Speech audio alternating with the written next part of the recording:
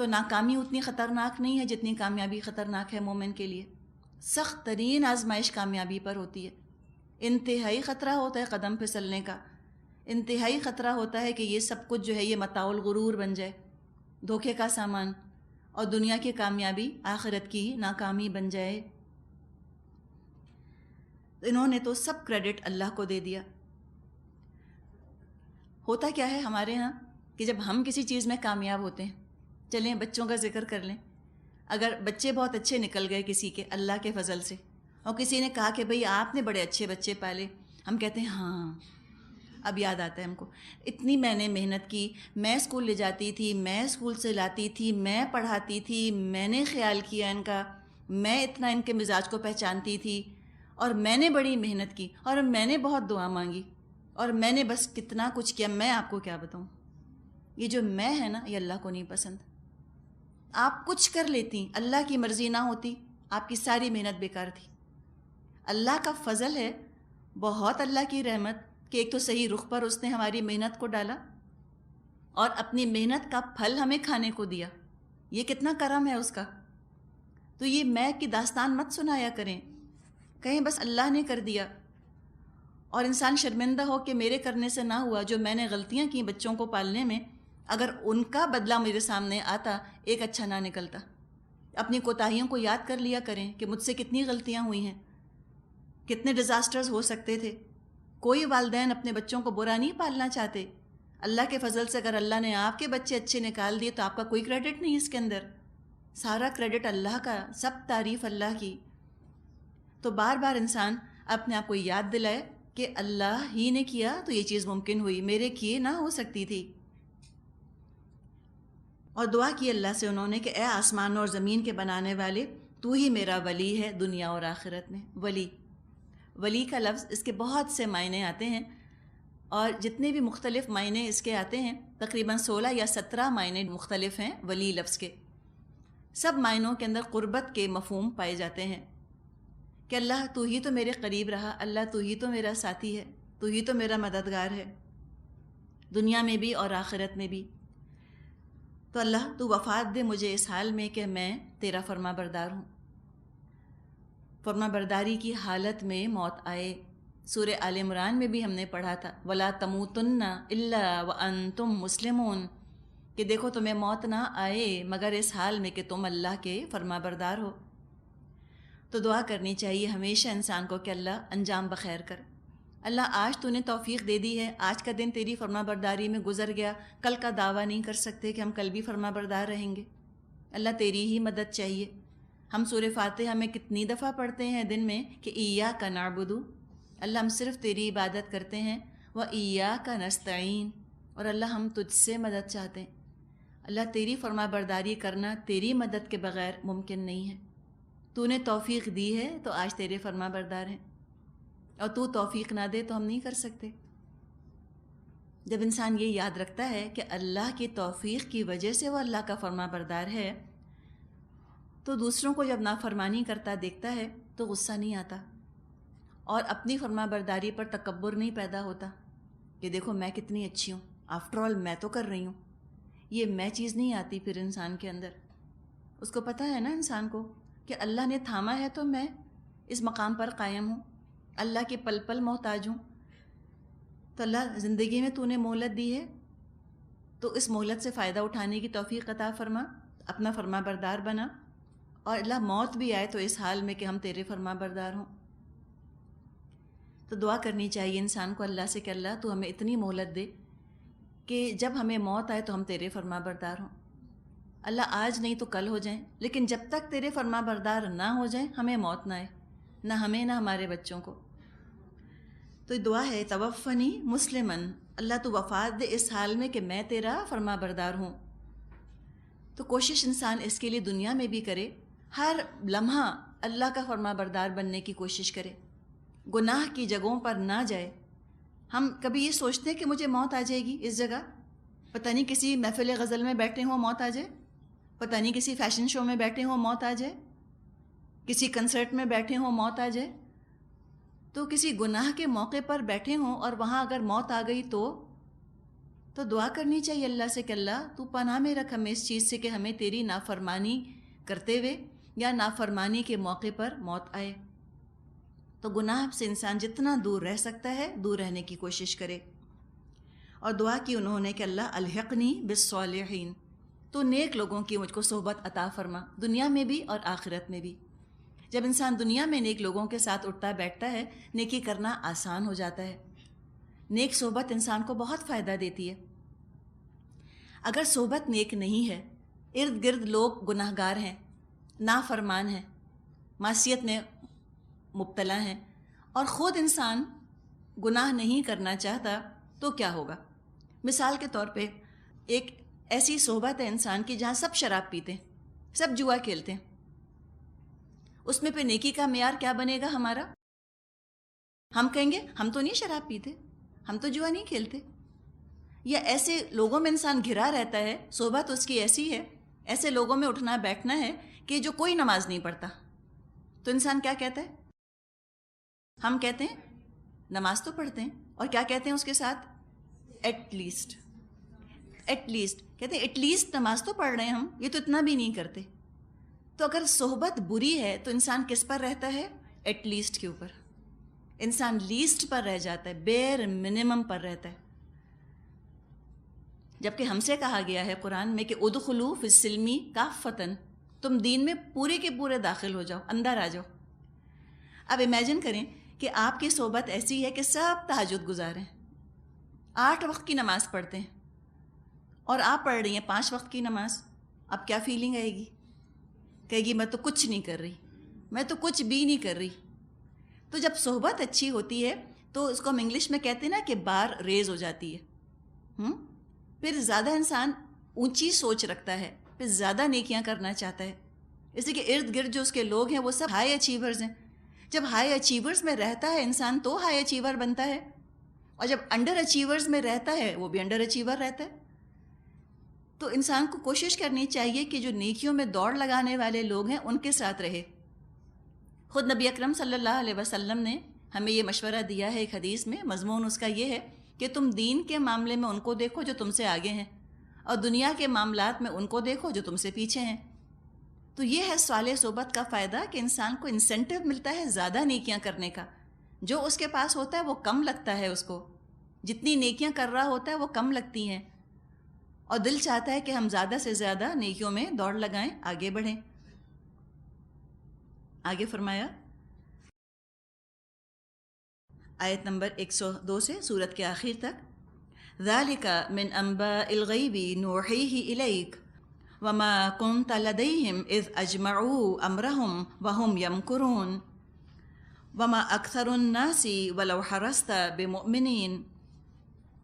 اے محمد صلی اللہ علیہ وسلم، یہ قصہ غیب کی خبروں میں سے ہے جو ہم آپ پر وحی کر رہے ہیں، ورنہ آپ اس وقت موجود نہ تھے جب یوسف علیہ السلام کے بھائیوں نے آپس میں اتفاق کر کے سازش کی تھی، مگر خواہ آپ کتنا بھی چاہیں ان میں سے اکثر لوگ مان کر دینے والے نہیں ہیں۔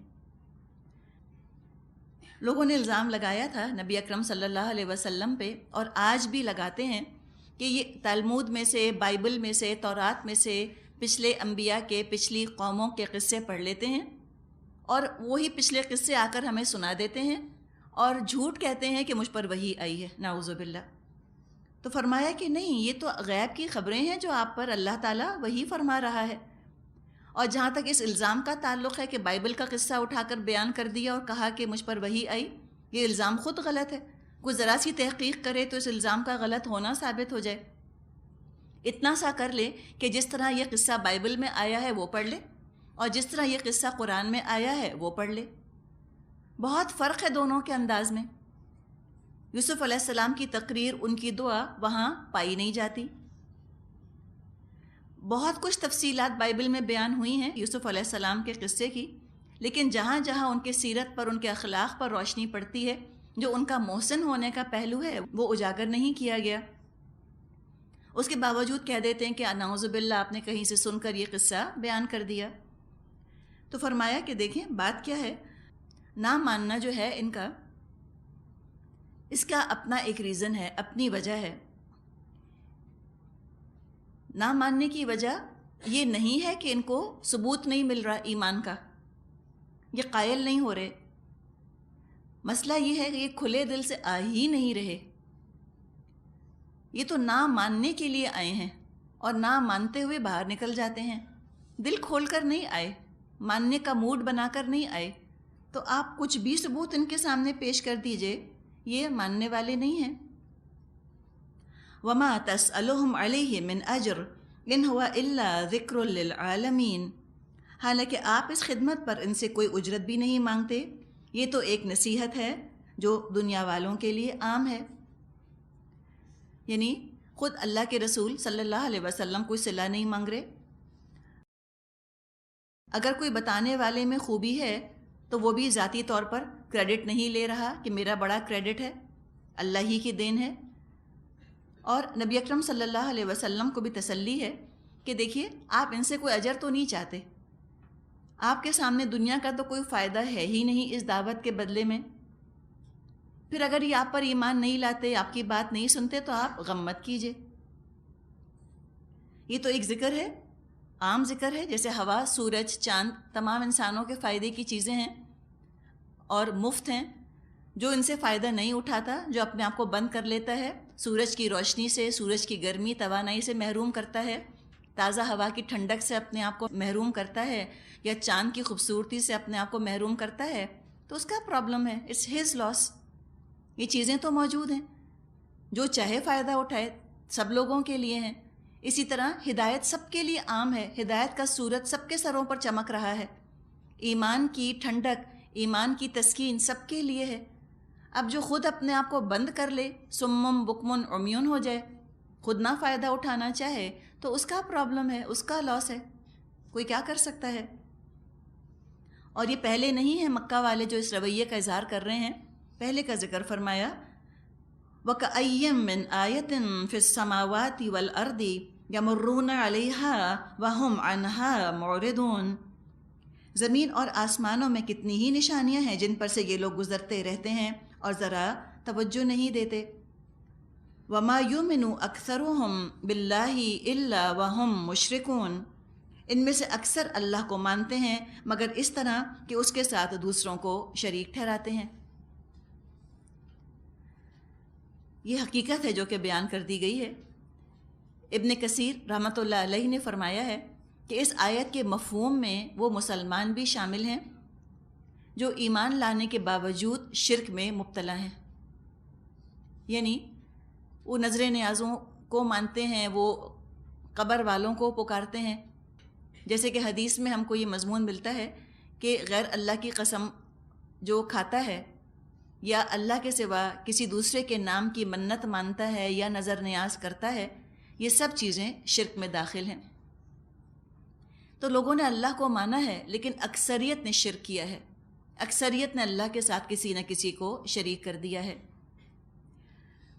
أَفَأَمِنُوا أَن تَأْتِيَهُمْ غَاشِيَةٌ مِّنْ عَذَابِ اللَّهِ أَوْ تَأْتِيَهُمُ السَّاعَةُ بَغْتَةً وَهُمْ لَا يَشْعُرُونَ، کیا یہ مطمئن ہیں کہ اللہ کے عذاب کی کوئی بلا انہیں دبوچ نہ لے گی، یا بے خبری میں قیامت کی گھڑی اچانک ان پر نہ آ جائے گی؟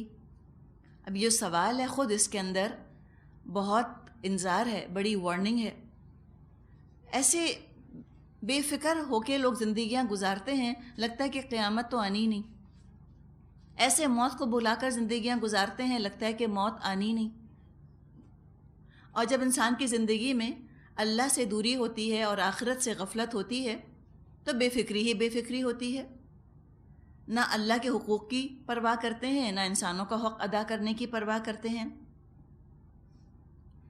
بہت سی نعمتیں انسانوں کو ملتی ہیں، قدر نہیں کرتے، جیسے کہ بخاری میں حدیث آتی ہے، نبی اکرم صلی اللہ علیہ وسلم نے فرمایا کہ 2 نعمتوں سے اکثر لوگ بے خبر رہتے ہیں۔ بے خبر رہتے ہیں مراد کہ اس کی قدر نہیں کرتے۔ ایک ہے صحت، ہیلتھ، اور دوسری ہے فراغت، ٹائم، اس کو نہیں لگاتے، اس کو نہیں کھپاتے۔ تو جس کو صحت اور فرصت ملی اس کو تو بڑی نعمتیں مل گئیں، اس سے زیادہ امیر کون ہے؟ جس کے پاس صحت ہے اور وقت ہے، وقت کی دولت ہے اور صحت کی دولت ہے۔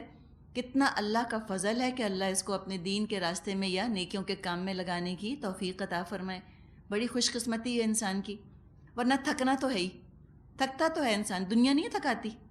جو دنیا میں لگے ہوئے ہیں رات دن وہ نہیں تھک رہے، تھکتے ہیں، وہ بھی تھکتے ہیں. تو تھکنے اور تھکنے میں فرق ہے. ایک تھکن ہے جس کا ذکر کیا گیا ہے 30ویں پارے میں، عاملۃ، عمل کرنے والی، ناصبۃ، تھکنے والی. ایک جان ہے کسی کی، عمل کر رہی ہے، تھک رہی ہے. اور آگے کیا ہے؟ تسلا نارا حامیہ، آگے اس کے لیے داخلہ ہے آگ میں. تسقی من عین آنیہ، پلایا جائے گا کھولتے پانی کے چشمے سے. محنت بھی کی، تھکن بھی ہوئی، انجام میں آگ خریدی اپنے لیے. اور ایک تھکنا ہے اللہ کی راہ میں تھکنا، اس کا تو بڑا اجر ہے. ناعمہ فرمایا خوش ہونے والے ہوں گے، لسعیہا راضیہ، ان کی کوشش قبول کر لی گئی، اللہ راضی ہو گیا ان کی کوشش سے. تو ایک تو ہے شیطان کے راستے میں تھکنا، ایک ہے رحمان کے راستے میں تھکنا. تو سوچ لیں کہ ہمیں کون سا راستہ اپنے لیے چوز کر لینا ہے.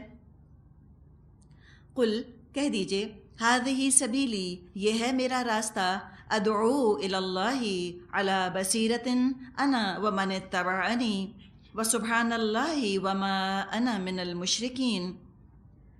آپ ان سے کہہ دیجئے میرا راستہ تو یہ ہے، میں اللہ کی طرف بلاتا ہوں، میں خود بھی پوری روشنی میں اپنا راستہ دیکھ رہا ہوں اور میرے ساتھی بھی، اور اللہ پاک ہے اور شرک کرنے والوں سے میرا کوئی واسطہ نہیں.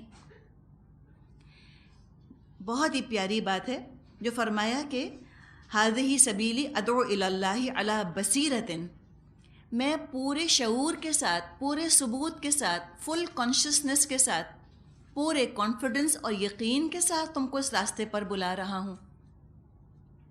سالڈ ایویڈنس ہے میرے پاس، ثبوت ہے میرے پاس کہ میں جس راستے کی طرف تمہیں بلا رہا ہوں یہی راستہ درست ہے. کوئی خود ساختہ فلسفی نہیں ہے، کوئی رواجی تقلیدی دین نہیں ہے، کوئی سنی سنائی بات کسی ہیئرسے پر، کسی رومر کی بنیاد پر تم کو میں یہ تعلیمات نہیں دے رہا، بلکہ میں تو علی بصیرۃ، پورے شعور، پورے کانشسنس کے ساتھ تم کو اس راستے کی طرف دعوت دے رہا ہوں. اس میں آپ کو یقین کی کیفیت محسوس ہو رہی ہے نا؟ یہ ہے دعوت دینے والے کے یقین کا لیول، اور یہ لیول ہونا چاہیے. اگر جو دعوت دے رہا ہے وہ خود کنونس نہیں ہے، وہ خود قائل نہیں ہے، اس کا اپنا ہی یقین ڈھل ملا رہا ہے، ہاں نہیں کی کیفیت میں مبتلا ہے، وہ شک کا شکار رہتا ہے کہ پتہ نہیں اب جو قرآن کہہ رہا ہے پتہ نہیں اب یہ ٹھیک ہے بھی کہ نہیں، اب پتہ نہیں ہمیں ایسے عمل کرنا چاہیے بھی نہیں. تو جو خود ڈھیلا ڈھالا ڈگمگا رہا ہے، ڈولتا ہلتا ہے، وہ کیا کسی دوسرے کو کنوے کرے گا میسج؟ اس کی تو باڈی لینگویج، اس کے آواز کا تاثر، ہر چیز اس کے شک کا اظہار کر رہی ہوگی. I am not sure, I am really not sure, مجھے ریئلی پتہ نہیں کہ کتنا کرنا چاہیے، میں کچھ کہہ نہیں سکتا. کیا قائل کرے گا دوسروں کو؟ جو دعوت دے اس کو جب تک خود یقین نہ ہو وہ آگے دعوت کو اور یقین کو کنوے نہیں کر سکتا، آگے یقین کی کیفیت دوسرے کے اندر وہ امپارٹ نہیں کر سکتا، دوسرے تک یقین پہنچا نہیں سکتا. رسول مجسم یقین ہوا کرتے تھے، فیتھ پرسونیفائیڈ، ان کے وجود سے تو ایمان اور یقین پھوٹا کرتا تھا. اسی لیے اللہ تعالیٰ ان کو غیب کے مناظر دکھا دیا کرتا تھا، غیب کی خبریں ان کو آنکھوں سے دکھا دیا کرتا تھا تاکہ سراپا یقین بن جائیں، یقین کی بھٹی بن جائیں، جس سے یقین پھوٹے اور یقین کی گرمی، ایمان کی گرمی، اس کی حرارت دوسروں تک بھی پہنچ جائے. تو اس میں آپ یقین دیکھیں، علی بصیرۃ، میں تو پورے شعور کے ساتھ آنکھیں کھول کے اس راستے پہ چل رہا ہوں، کوئی اندھی تقلید نہیں ہے، کوئی بلائنڈ فیتھ نہیں ہے. پورے شعور کے ساتھ میری فطرت بھی گواہی دے رہی ہے، میری عقل بھی گواہی دے رہی ہے، اور میرے پاس وحی بھی آ گئی ہے. نور علی نور، پوری روشنی میں تم سے میں یہ بات کہہ رہا ہوں، کوئی جھوٹ کا، شک کا اس میں سایہ نہیں ہے، شائبہ نہیں ہے. اور جو میرے پیچھے چل رہے ہیں میرے ساتھی، یہ تو میرا راستہ ہے، میں اللہ کی طرف بلاتا ہوں، میں خود بھی پوری روشنی میں اپنا راستہ دیکھ رہا ہوں اور میرے ساتھی بھی، یعنی جو میرے فالوورز ہیں. یہ بڑی امپورٹنٹ بات ہے. وَمَنِ اتَّبَعَنِی، جو میرے فالوورز ہیں وہ صرف میری شخصیت کے سحر میں گرفتار نہیں ہیں. یہ کوئی پرسنالٹی کلٹ نہیں ہے اسلام کہ ایک شخص ہے اس کی شخصیت نے بہت متاثر کیا، کوئی ڈیماگوگ ہے، بڑا اچھا مقرر ہے، سحر بیانی سے کام لیتا ہے، لچھے دار گفتگو کرتا ہے، ایسے ایسے الفاظ بولتا ہے کہ لوگ اس کی باتوں کے سحر میں آ جائیں، ہپنوٹائز ہو جائیں یا مسمرائز ہو جائیں یا برین واش ہو جائیں. نہیں، جو بھی مجھے فالو کر رہے ہیں میری وجہ سے نہیں، تعلیم کی وجہ سے. پیغام ہے ہی اتنا دل موہ لینے والا، بات ہے ہی اتنا عقل کو اپیل کرنے والی اور دل کو مائل کرنے والی. عقل کو بھی قائل کرتا ہے قرآن اور دل کو بھی مائل کرتا ہے. انسان کا دل، دماغ، اس کا وجود گواہی دیتا ہے کہ جو اللہ کہہ رہا ہے الحمدللہ بالکل ٹھیک، یہی ہونا چاہیے. سورہ یوسف پڑھ کے ہم سب کے دل نے گواہی نہیں دی کہ ہاں معاملے ایسے ہی چلانے چاہیے، ہاں ایسے ہی کرنا چاہیے. بدلہ نہ لے، رنج نہ پالے انسان، دشمنی نہ رکھے، رشتہ داروں سے تعلق نہ توڑے، ہاں بچوں سے اچھا سلوک کرے، والدین کی قدر کرے. یہی آتا ہے نا. ہماری فطرت نے گواہی نہیں دی. چاہے کوئی ہمیں کچھ نظریہ پڑھا دے، وہ سروائیول آف دا فٹسٹ کہہ دیں، وہ نیوکلیر فیملی کہہ دیں، وہ ایٹمائزیشن آف دا فیملی کہہ دیں، وہ جو مرضی اپنی تھیوریز پیش کرتے رہیں، ہماری فطرت نہیں مانتی. ہم خوش نہیں رہ سکتے سب سے کٹ کے. ہم کہیں گے ٹھیک ہے اماں ابا جائیں جہاں جائیں، بچے جائیں جہاں جائیں، بہن بات نہیں کرتی نہ کرے. ہم خوش نہیں رہ سکتے. میری فطرت ہے. عقل کہتی ہے چھوڑو ان کو، فطرت کہتی ہے نہیں. عقل کہتی ہے جتنے کم رشتہ دار ہوں گے اتنے تم خوش ہوگے. فطرت کہتی ہے نہیں. نفس کہتا ہے ایک پیزا تم اکیلے کھاؤ گے بہت مزہ آئے گا. فطرت کہتی ہے نہیں، شیئر کرنے میں بہت مزہ آتا ہے، چاہے تھوڑا سا بھی میرے حصے میں ہے، سب مل کر بیٹھ کر کھاتے ہیں نا، اس کی بات ہی اور ہوتی ہے. تو یہ فطرت ہے نا، یہ فطرت کی پکار ہے. علی بصیرتن، بصیرت کی بنا پر. انا ومن تبعنی، جو میری پیروی بھی کر رہے ہیں وہ دراصل دعوت کی وجہ سے، اس بصیرت کی وجہ سے پیروی کر رہے ہیں. میں بھی اسی کے پیچھے ہوں، وہی کے پیچھے، اور جو ماننے والے آ رہے ہیں وہ وہی کی خاطر ہیں. ہم سب کے لیے سبق ہے. ہم کسی کی شخصیت کو دیکھ کر کسی دعوت کو قبول نہ کریں. پہلے اس کو کھنگالیں، دیکھیں بات ٹھیک ہے یا نہیں. کسی انسان کی وجہ سے جب ہم آتے ہیں، کسی شخصیت کے سحر میں گرفتار ہو کر آتے ہیں، کسی انسان کو ہم دیکھتے ہیں، ہم اسٹاری آئیڈ ہو جاتے ہیں اس کو دیکھ کر. ہم پتہ نہیں کیا تصور بنا لیتے ہیں اس کے لیے، کون سا ولی اللہ ہوگا، کیسا پتہ نہیں فرشتہ ہوگا، کتنا متقی ہوگا. دعوت پہ توجہ ہی نہیں دیتے. دعوت دینے والے کی تعریفیں کرتے رہتے ہیں بعض دفعہ. پھر کیا ہوتا ہے، دعوت دینے والے اس کے قریب آتے ہیں، کوئی اس کی انسانی کمزوریاں پتہ چلتی ہیں، ڈس اپوائنٹ ہو جاتے ہیں. کہتے ہیں لو یہ ایسا نکلا، ہم تو اس کو ایسا نہیں سمجھتے تھے، یہ قرآن پڑھاتی ہیں اور یہ ایسی ہیں تو ہم نہیں عمل کرتے. تو کیوں آئے تھے ان کے لیے؟ تو شرک ہے نا یہ بھی. اللہ کے لیے کہاں آئے آپ؟ تو کسی انسان کے لیے آئے، اور انسان تو ضرور مایوس کریں گے کبھی نہ کبھی. Idols have feet of clay ہم کہتے ہیں نا. وہ تو مٹی کے بنے ہوئے انسان ہیں نا، ان سے کیا توقع لے کر آئے تھے آپ؟ ان کی خاطر مت آئیں. آئیں تو اللہ کے لیے آئیں، تاکہ اگر کوئی دعوت دینے والا جس کو آپ نے بڑا اعلیٰ اپنی نظر میں سمجھ لیا تھا، اگر وہ آپ کو مایوس کرتا ہے، آپ کی توقعات پر پورا نہیں اترتا، وہ آپ کے لیے فتنہ نہ بن جائے. ایسا نہ ہو کہ آپ اس کا کوئی عمل دیکھیں جو آپ کو پسند نہ آئے، تو یہ نہ ہو کہ اس کی وجہ سے آپ دین چھوڑ دیں، یا اگر وہ موجود نہ ہو تو آپ دین کا کام ہی نہ کریں. ہم کہیں کہ لو ہم تو ان کے لیے آئے تھے نا، وہی نہیں رہے، اب ہم کیا کریں، اب ہم گھروں میں بیٹھ جاتے ہیں. یہ شخصیت پرستی کے کتنے ہی نقصانات ہیں. تو جو آئے وہ بصیرت کی بنیاد پر آئے کہ ہاں جو کام ٹھیک ہے وہ ہمیں کرنا ہے. اور کہا وسبحان اللہ، پاکی اللہ کے لیے، وما انا من المشرکین، میں مشرکوں میں سے نہیں ہوں. ابھی جو ہم بات کر رہے ہیں اللہ کے بجائے کسی شخص کی خاطر آنا، یہ بھی تو شرک ہے نا. ایک اعلیٰ درجے کی چیز کو چھوڑ کے گھٹیا چیز کو لیا. اللہ نور السماوات والارض، نور کو چھوڑ دیا اور مٹی کو اختیار کر لیا اپنے لیے، مٹی کو پسند کر لیا، اپنا نقصان کیا. جو شرک کرے گا وہ کبھی دین پر قائم نہیں رہ سکتا، جلد یا بدیر بھاگ جائے گا دین چھوڑ کر.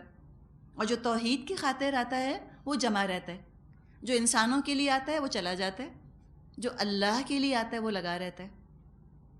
اب جو انسانوں کے لیے آتا ہے نا، وہ شکوے شکایتیں بہت کرتا ہے، یہ ہو گیا اور وہ ہو گیا اور وہ ہو گیا. اور جو اللہ کے لیے کام کرنے آتا ہے وہ شکوے شکایت نہیں کرتا انسانوں سے، وہ آیا اللہ کے لیے ہے نا. تو جو مشکلات بھی ہیں اللہ دیکھ رہا ہے، اس کو پتہ ہے میں اللہ کے لیے آئی ہوں، اللہ مجھ کو پے دے گا، اللہ دیکھ رہا ہے.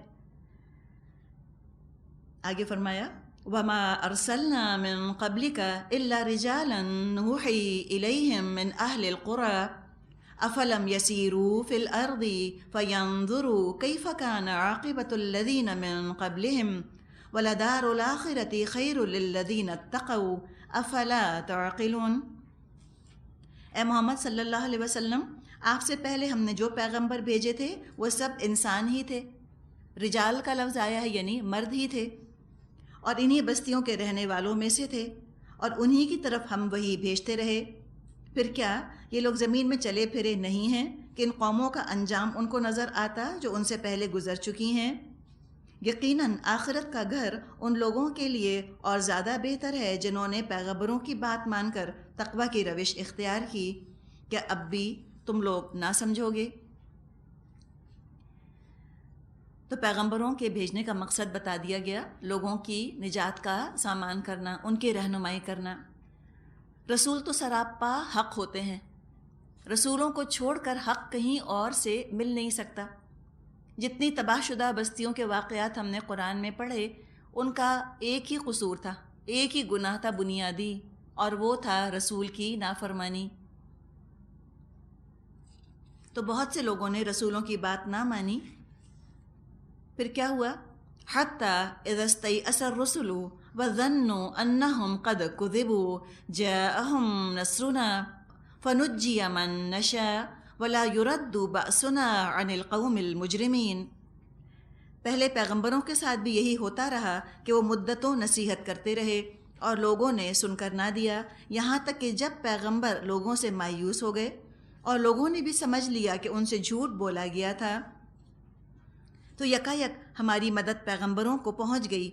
پھر جب ایسا موقع آتا ہے تو ہمارا قاعدہ یہ ہے کہ جسے ہم چاہتے ہیں بچا لیتے ہیں، اور مجرموں پر سے تو ہمارا عذاب ٹالا ہی نہیں جا سکتا۔ تو ذکر کیا گیا حتیٰ اذا استیأس الرسل، جب رسول مایوس ہو گئے۔ کس سے مایوس ہو گئے؟ اللہ کی رحمت سے نہیں، نعوذ باللہ، اللہ کی رحمت سے مایوس تو ابلیس ہوا تھا۔ مراد ہے کہ ان کو اب یہ پتہ چل گیا، ان کی امید ختم ہو گئی کہ اب لوگ ایمان لائیں گے۔ اور یہ کب ہوتا ہے؟ جب اللہ خود وحی کر کے ان کو بتا دیا کرتا تھا، جیسے کہ نوح علیہ السلام کے قصے میں ہم نے پڑھا کہ اللہ تعالیٰ نے خود وحی فرما دی تھی نوح علیہ السلام پر کہ اے نوح، اب کوئی اور آپ کی قوم میں سے ایمان نہیں لائے گا، بس جو ایمان لا چکا وہ لا چکا، اب آپ ان پر افسوس کرنا چھوڑ دیجئے۔ یہی مضمون ہم نے پڑھا تھا سورہ ہود میں۔ تو مراد ہے کہ رسولوں کو یہ اندازہ ہو جاتا ہے کہ اب یہ کوئی چیز جو ہے یہ نہیں سننے والے، اور لوگ یہ سمجھتے ہیں کہ ہم سے جو وعدے کیے گئے ہیں عذاب کے وہ سب جھوٹے ہیں، تو وہ اور زیادہ لاپرواہ ہو گئے۔ پھر کیا ہوا؟ اللہ کی مدد آ گئی اور اللہ نے نجات دی مومنوں کو اور مجرموں کو ہلاک کر دیا۔ لَقَدْ كَانَ فِي قَصَصِهِمْ عِبْرَةٌ لِأُولِي الْأَلْبَابِ مَا كَانَ حَدِيثًا يُفْتَرَىٰ وَلَٰكِن تَصْدِيقَ الَّذِي بَيْنَ يَدَيْهِ وَتَفْصِيلَ كُلِّ شَيْءٍ وَهُدًى وَرَحْمَةً لِقَوْمٍ يُؤْمِنُونَ۔ اگلے لوگوں کے ان قصوں میں ہوش اور عقل رکھنے والوں کے لیے عبرت ہے۔ یہ جو کچھ قرآن میں بیان کیا جا رہا ہے یہ بناوٹی باتیں نہیں ہیں، بلکہ جو کتابیں اس سے پہلے آئی ہوئی ہیں انہی کی تصدیق ہے، اور ہر چیز کی تفصیل اور ایمان لانے والوں کے لیے ہدایت اور رحمت۔ تفصیل کل شیء مراد ہے جدا بیان، جدا جدا بیان ہے ہر چیز کا۔ اور اگر ہم تفصیل کے معنوں میں ہی لیں اس لفظ کو، مراد ہے کہ کیا کام تم کو فائدہ دیں گے۔ ایمان کی تفصیل ہے جو کہ بتا دی گئی ہے، اور ایمانیات میں جو عمل کرنے چاہیے، اعمال کی تفصیل تو ہم کو نہیں ملتی قرآن کے اندر۔ ہاں، ایمان کی تفصیل اگر ہم کہیں تو وہ مل جاتی ہے کہ کن کن چیزوں پر تم کو ایمان رکھنا ہے۔ اور یقیناً قرآن ہدایت ہے اور رحمت ہے ان لوگوں کے لیے جو ایمان رکھتے ہوں۔ چلیے جی، الحمدللہ یہ ہماری پوری ہوئی صورت۔ آپ دیکھیں ہمارے معاشرے میں اکثر سورہ یوسف خوبصورتی کے لیے پڑھی جاتی ہے نا، ایک دفعہ بھی یوسف علیہ السلام کے جسمانی حسن کا ایسے کھلا ذکر نہیں آیا۔ یہ نہیں کہا کہ وہ بڑے حسین تھے، یہ نہیں کہا گیا۔ جتنا ذکر آیا ہے ان کے حسن اخلاق کا، حسن معاملات کا ذکر آیا ہے، فطرت کا حسن اجاگر کیا گیا ہے، قدرت رکھتے ہوئے عفو درگزر کر دینا، پاک دامنی کا، حسن سیرت کا ذکر آیا ہے۔ کہ یہ سمجھا جاتا ہے کہ ینگ لڑکے ہیں تو وہ تو ٹیمپٹیشن برداشت نہیں کر سکتے، بتایا کہ ہاں کر سکتے ہیں یقیناً۔ خاندانی جھگڑوں کو کیسے حل کیا جائے اس کا ہم کو یہاں پہ طریقہ بتایا گیا ہے. حسن سلوک کیسے کرنا ہے رشتہ داروں کے ساتھ وہ بتایا گیا ہے. تو سورہ یوسف انسان ضرور پڑھے لیکن ظاہری خوبصورتی کی فکر کرنے کی ضرورت نہیں. وہ تو اللہ نے جو دے دی وہ دے دی، کم دی یا زیادہ دی، اس سے ہماری آخرت پہ فرق نہیں پڑتا. اصل چیز یہ ہے کہ ہم نے اپنی فطرت کو کتنا حسین بنایا، اللہ تو یہ دیکھنا چاہتا ہے. آپ دیکھیں سورہ یوسف جب بھی ہم نے کی، اس میں ہم نے دیکھا نا کہ یوسف علیہ السلام کا اپنا کردار کیسا تھا اور ان کے بھائیوں کا کردار کیسا تھا. ایک ہی باپ کی اولاد تھی. حالانکہ ہمارے یہاں کیا ہوتا ہے، ہم کسی خاندان کا ایک فرد دیکھتے ہیں اور پھر ہم کہتے ہیں اچھا باقی بھی ایسے ہی ہوں گے. ہم کہتے ہیں ہاں ہم نے دیکھ لیا چچا بہت اچھے ہیں تو اب ان کا بھتیجا ہے، اس کا رشتہ آیا ہماری بیٹی کے لیے، وہ بھی اچھا ہی ہوگا. کوئی ضروری تو نہیں ہے. ضروری نہیں ہے کہ ایک خاندان کے فرد کو دیکھ کے سارے خاندان کے بارے میں اندازہ لگایا جا سکے کہ پورا خاندان کیسا ہوگا. کوئی یوسف علیہ السلام کو دیکھتا ان کے بھائیوں کے بارے میں اندازہ نہیں لگا سکتا تھا وہ کیسے ہیں. وہ یوسف علیہ السلام جیسے نہیں تھے. کوئی یوسف علیہ السلام کے بھائیوں کو دیکھتا تو اندازہ نہیں لگا سکتا تھا کہ یوسف علیہ السلام کیسے ہیں. بعض دفعہ ہم کسی خاندان کا ایک برا فرد دیکھتے ہیں، ہم پورے خاندان کو کنڈیم کر دیتے ہیں. ہم کہتے ہیں تو سارے ہی ایسے ہوں گے. تو یہ طریقہ نہیں ہے. ہر فرد مختلف ہوتا ہے. 2 بھائی مختلف ہوتے ہیں، 2 بہنیں بالکل ایک دوسرے سے مختلف ہوتی ہیں. اور دوسری بات آپ یہ دیکھیں کہ یعقوب علیہ السلام نبی تھے اور نبی ہوتے ہوئے ان کو نہیں پتہ تھا ان کا بیٹا کدھر ہے. لوگ جاتے ہیں بزرگوں کے پاس، پیروں کے پاس، اور جا کر ان سے کہتے ہیں کہ ہمیں بتائیے فلاں چیز کدھر ہے ہماری، آپ بتائیے ہمارے بچے کی شادی کب ہوگی یا میاں کو نوکری کب ملے گی. اخباروں کے اندر پیجز کے پیجز آپ کو ملیں گے جس میں کہ لوگوں سے، عالموں سے، سو کالڈ عالموں سے پوچھا جاتا ہے کہ آپ ہمیں غیب کی خبریں بتائیے. نبی کو نہیں پتہ تھا. عام انسانوں کو کہاں سے پتہ ہوگا؟ کوئی عالم الغیب نہیں ہو سکتا. ایک اور چیز، بہت لوگوں کو تجسس یہ ہوا سورہ یوسف پڑھ کے کہ آخر یوسف علیہ السلام کی پھر شادی ہوئی کہاں. سارا کچھ چھوڑ کے، سارے قصے چھوڑ کے، سارے اتنے حسین ہیرے موتی چھوڑ کے کیا پتھر چنا. دیکھیں قسمت ہے نا انسان کی، قسمت ہے کہ ہیرے بھی ہیں اور پتھر بھی ہیں، اور کوئی ہیرے چھوڑ کے پتھر ہی چن لے. تو حقیقت ہے کہ جو محروم ہوتے ہیں ان کو ہیرے نظر ہی نہیں آتے، وہ پتھروں ہی کو ہیرا سمجھتے ہیں. اسی تجسس میں لگ گئے کہ آفٹر آل پھر ہوا کیا. یوسف علیہ السلام کا اور عزیز مصر کی بیوی کا، اس کا نام بھی رکھا زلیخا. اور یوسف اور زلیخا کے نام پر وہ رنگین کہانیاں، وہ رنگین داستانیں بیان کی. اور کچھ لوگوں نے تو بالآخر شادی کر کے چھوڑی یوسف علیہ السلام کی زلیخا سے. پہلے اس کے میاں کو مارا کہ وہ مرے گا تو پھر کہیں وہ اویلیبل ہوگی، پھر اس کو نیک بنایا، کہا کہ بہت نیک ہو گئی. پھر کیا ہوا کہ زلیخا کے دل میں اللہ کی بہت محبت آ گئی اور یوسف علیہ السلام اس کے پیچھے نعوذ باللہ بھاگتے تھے، وہ ان سے دور بھاگتی تھی. کیا کیا قصے ہیں، کیا کیا اللہ جانے کیا ان کی اوتھینٹسٹی ہے اور کیا چیز ہے. لیکن جو بات انسان کی، ہم فطرت کی جو بات کرتے ہیں نا، فطرت کو یہ بات گوارا نہیں ہوتی کہ ایک عورت جو شادی شدہ ہوتے ہوئے اس طرح زنا پر آمادہ رہی اتنے عرصے، ایک نبی ان کو اپنے گھر میں لانا چاہیں. اب اللہ عالم کیا ہوا ہم نہیں کہہ سکتے. کوئی حدیث میری نظر سے نہیں گزری جس میں نے کوئی قصہ پڑھا ہو کہ بالآخر انجام کیا ہوا، کہاں ہوئی شادی، کیا ہوئی. یہ کوئی تجسس کی چیزیں نہیں ہیں. جو سبق ہمیں سیکھنے ہیں وہ دراصل ہم ان پر کنسنٹریٹ کریں. اور سب سے جو پیاری چیز اس میں ہے نا، وہ رشتہ داری نبھانا، حسن معاشرت، لوگوں کے ساتھ اچھا سلوک کیسے کرنا. ہم بھولنے لگتے ہیں. حقیقت اگر ہمیں ہمارے حالوں پہ چھوڑ دیا جائے اور ہم اگر قرآن سے کٹ جائیں، ہم ایسے نہیں ہو سکتے. ہم نہیں ہو سکتے. حقیقت ہے. اس لیے کہ وہ ہے نا، ان النفس لامارۃ بالسوء، نفس تو دیتا ہے برائی کا حکم، کہتے ہیں وہ بات نہیں کرتے، چھوڑو تمہیں یہ، تم کون سے ڈیپینڈنٹ ہو ان کے اوپر، تم بھی مت ملو ان سے. وہ برائی کر رہے ہیں، تم بتاؤ جا کے سب کو، وہ سامنے آئے، تم طنز کرو. فطرت ہے نا. اور نفس جو ہے وہ لگا ہوا ہے انسان کے ساتھ، برائی کا حکم دیتا ہے. قرآن ہی ہے جو ہم کو اپنے نفس کے ساتھ ذرا سا کنٹرول سکھا سکتا ہے، اور حقیقت ہے کوئی اور چیز نہیں سکھا سکتی. والآخر دعوانا ان الحمد للہ رب العالمین. سبحانک اللہم و بحمدک، نشہد ان لا الہ الا انت، نستغفرک و نتوب الیک. السلام علیکم ورحمۃ اللہ وبرکاتہ.